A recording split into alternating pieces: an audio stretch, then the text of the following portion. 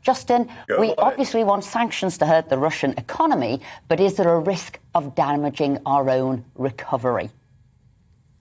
The answer is yes. There's bound to be a knock-on effect. But you've got to make sure that actually the sanctions are effective to actually make sure they're going to get a result.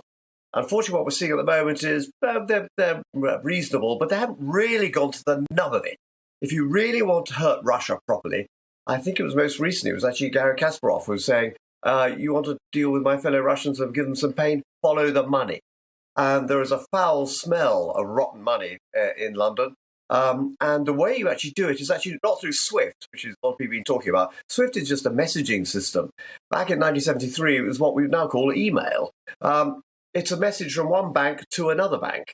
And that message will be to pay the money. If you want to stop the system, you get the bank, which is called the correspondent bank, which handle that currency in that particular country, US dollars, and you freeze it.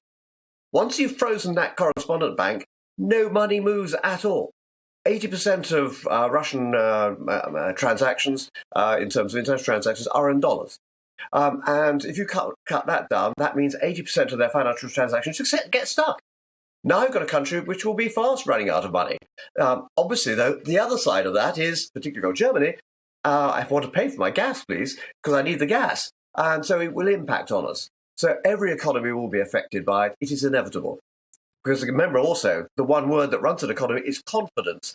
And every day that goes by where there isn't seen to be a resolution or it's getting more worrisome, we see the terrible pictures coming out of Ukraine, is, I'm afraid, leaching away, eroding away that confidence. And that means you give an excuse not to invest in new businesses or businesses to carry on growing.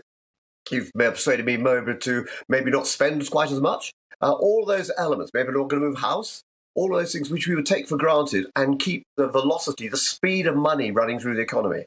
If you start slowing that up, that's the quickest way to get a recession.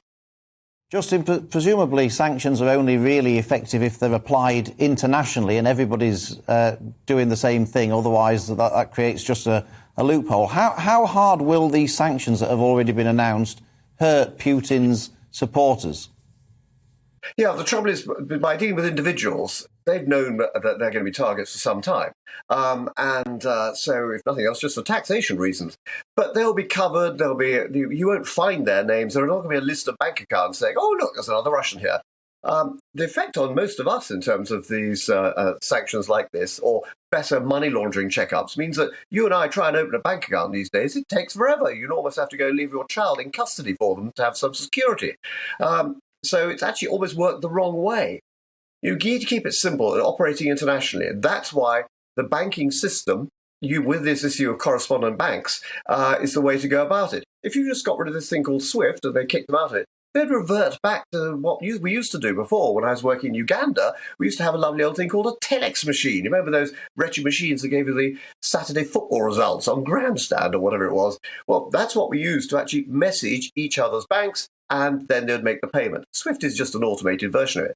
Now, if you've got people internationally actually just freezing those single correspondent banks and just making sure money can't move out of those, then you've solved most of the problem straight away.